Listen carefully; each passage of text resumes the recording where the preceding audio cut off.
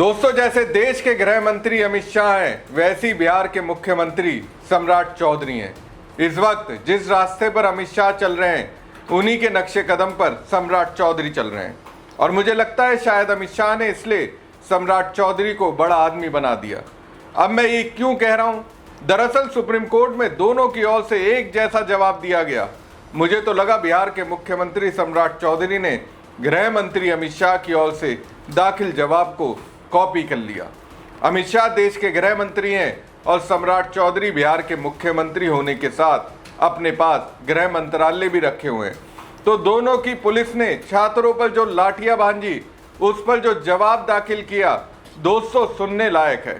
सम्राट चौधरी की पुलिस की ओर से दोस्तों जो जवाब AK-47 को लेकर दिया गया, वो भी जानने लायक है। और इसी से दोस्तों आप समझ जाएंगे अब तक आपने जो अपनी आंखों से देखा वो दिल्ली पुलिस और बिहार की पुलिस के लिए किस तरह से झूठ है। नमस्कार दोस्तों, मैं हूं परवीन सानी। दोस्तों, गृह मंत्री अमित शाह की दिल्ली पुलिस ने सुप्रीम कोर्ट में एक हलफनामा दाखिल किया, जिसमें बल प्रयोग की बात से वो इनकार कर रही है। मतलब देखिए, सोशल मीडिया पर दिल्ली पुलिस की बर्बरता का वीडियो भरे पड़े हैं, फिर भी पुलिस कह रही है हमने तो बल प्रयोग किया ही नहीं। पुलिस का दावा है कि बैरिकेड टूटने के बाद प्रदर्शन हिंसक हो गया और हालत काबू से बाहर होने पर फोर्स का इस्तेमाल किया गया। पुलिस ने यह भी दावा किया कि प्रदर्शन में असामाजिक तत्व और हिस्ट्री शीटर शामिल हो गए थे, इसलिए बहुत ज्यादा बल प्रयोग का आरोप टिकता नहीं है। चलिए मान लिया कि हिस्ट्री शीटर और असामाजिक तत्व आ गए, लेकिन इसका मतलब तो ये नहीं कि गेहूं को छोड़ घुन को ही पीस दिया जाए।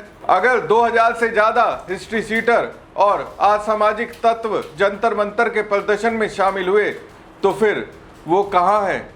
आसमान में चले गए, पाताल में चले गए, या फिर बीजेपी की राजनीति को सूट करने वाले पाकिस्तान चले गए। लाइव लॉ के मुताबिक दिल्ली पुलिस के DCP सचिन शर्मा की ओर से दाखिल जवाबी हलफनामे में कहा गया कि शुरुआत में पुलिस ने प्रदर्शनकारियों की भीड़ को नियंत्रित और सीमित रखने की कोशिश की, लेकिन बाद में प्रदर्शनकारियों के कुछ समूहों ने बैरिकेड्स की कई परतें तोड़ दी और संसद की ओर बढ़ने का प्रयास किया। पुलिस के मुताबिक संसद की ओर मार्च करने की अनुमति नहीं थी। ऐसे में स्थिति बिगड़ने के बाद भीड़ ने अवैध जमावड़े का रूप ले लिया। संसद की ओर बढ़ने का प्रयास भी गैर कानूनी था। लाइव लॉ के मुताबिक पुलिस ने प्रदर्शन के दौरान सामने आई तस्वीरों, वीडियो क्लिप और मीडिया तथा सोशल मीडिया रिपोर्टों पर भी सवाल उठाए। ये भी वही बात हो गई, चोरी भी की और सीना जोरी भी कर रहे हैं।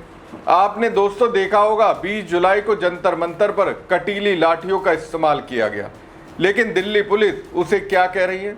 पुलिस के पास कटीली लाठी नहीं बल्कि राष्ट्रीय ध्वज लगा हुआ झंडा था। अब दोस्तों इसे सुनकर क्या कहेंगे? लाठियां भीड़ नियंत्रण के लिए इस्तेमाल किए जाने वाले उपकरणों का हिस्सा है और उसका इस्तेमाल उन समूहों को नियंत्रण करने के लिए किया गया। ठीक है, लाठियां कहाँ मारनी चाहिए ये तो पुलिस की रूल बुक में लिखा ही हुआ है। कमर से नीचे पुलिस अपनी लाठी का इस्तेमाल कर सकती है, लेकिन दिल्ली के जंतर मंतर पर पुलिस ने अपनी लाठियों का इस्तेमाल शरीर के हर हिस्से पे किया। वहीं प्रदर्शन स्थल पर सादे कपड़ों में लाठी लेकर मौजूद पुलिसकर्मियों के बारे में भी दिल्ली पुलिस ने क्या कहा, वो भी जानिए, जानना जरूरी है।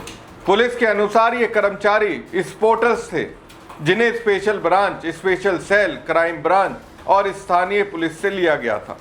हलफनामे में कहा गया कि स्थिति की गंभीरता को देखते हुए इन पुलिसकर्मियों को भीड़ के बीच रणनीतिक रूप से तैनात किया गया था, लेकिन जहां उन्होंने लाठियां बांधी वहां वैसी स्थिति नहीं थी। इन तस्वीरों में साफ दिख रहा है, पुलिस कह रही है कि सादे कपड़ों में तैनात कर्मचारी प्रदर्शनकारियों के खिलाफ अलग से काम करने वाली कोई स्वतंत्र टीम नहीं थी, बल्कि वो भीड़ नियंत्रण अभियान का हिस्सा थे।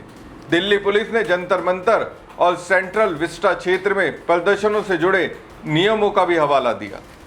ये दोस्तों गृह मंत्री अमित शाह की दिल्ली पुलिस है, जो इन्होंने किया उसे सिरे से खारिज कर रही है, कह रही है बल प्रयोग किया ही नहीं। अब देखिए, बिहार में जिनके पास गृह मंत्रालय है, उन्हीं मुख्यमंत्री सम्राट चौधरी की बिहार पुलिस सुप्रीम कोर्ट को क्या जवाब देती है, वो भी जानिए। बिहार पुलिस भी सुप्रीम कोर्ट में दाखिल हलफनामे में सरेआम झूठ बोल रही है। कह रही है बल प्रयोग तो किया ही नहीं गया। जो पीड़ित हैं, बिहार पुलिस उन्हें पीड़ित नहीं मान रही है, खुद को पीड़ित बता रही है। सुप्रीम कोर्ट में सरकार ने अपने हलफनामे में कहा बिहार के कई हिस्सों में प्रदर्शन हिंसक हो गए थे, जिनमें पुलिस अधिकारियों, प्रशासनिक अधिकारियों और प्रदर्शनकारियों को चोटें आई। सरकार के मुताबिक वहां 2 BDO, 3 police inspector, 2 sub inspector और 11 कांस्टेबल घायल हुए। इनमें एक बीडीओ की एक आंख चली गई, जबकि दूसरे अधिकारी को सिर में गंभीर चोट लगी। मतलब जो पीड़ित है वो बिहार सरकार के लिए पीड़ित नहीं, पीड़ित है तो पुलिस।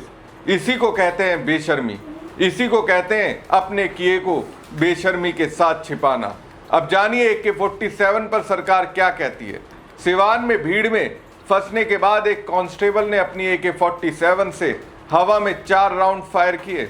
जरा भाई इसमें देखिए, कहा कांस्टेबल को प्रदर्शनकारियों ने घेर लिया था।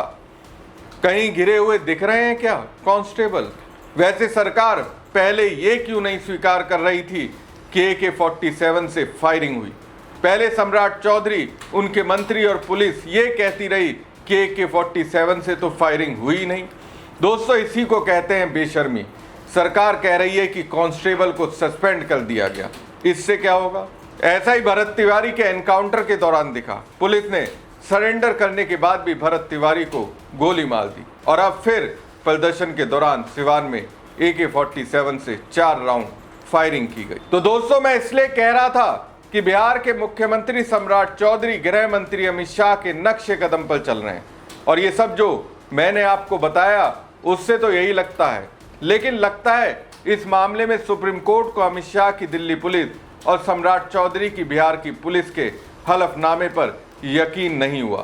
तभी असल में इन्होंने क्या किया, इसकी जांच के लिए सुप्रीम कोर्ट ने एक उच्च स्तरीय समिति बनाने का फैसला किया है।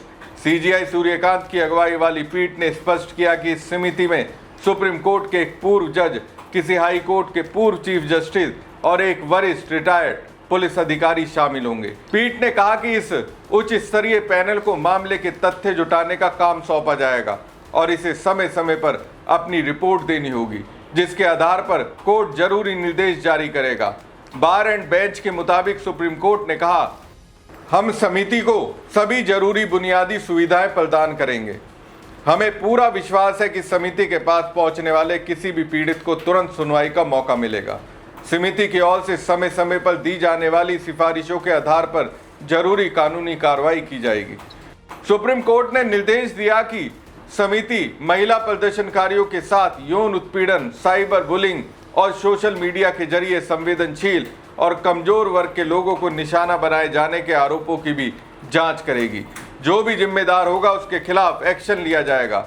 सुप्रीम कोर्ट अंतिम निष्कर्ष तक पहुंचना चाहता है, इसलिए उसने उच्च स्तरीय समिति बनाई है। चीफ जस्टिस की बेंच ने स्पष्ट किया कि चेहरा पहचानने वाली टेक्नोलॉजी, सर्विलांस, प्राइवेसी और अनुच्छेद 21 से जुड़े संवैधानिक सवालों का फैसला समिति नहीं बल्कि सुप्रीम कोर्ट खुद करेगा। दोस्तों, बात सीधी सी है, दिल्ली में अमित शाह की पुलिस हो या बिहार में सम्राट चौधरी की पुलिस, छात्रों पर कार्रवाई के बाद दोनों का जवाब भी लगभग एक जैसा है। फर्क बस इतना है कि दिल्ली में गृह मंत्रालय अमित शाह के पास है और बिहार में गृह मंत्रालय सम्राट चौधरी के पास। अब सुप्रीम कोर्ट ने जांच के लिए समिति बना दी है, यानी अमित शाह और सम्राट चौधरी की पुलिस के दावों की सच्चाई अब जांच के दायरे में है। आपको खबर हमारी कैसी लगी कमेंट बॉक्स में कमेंट करके जरूर बताएं। साथ ही पेज को लाइक और खबर को ज़्यादा से ज़्यादा शेयर कीजिएगा। धन्यवाद।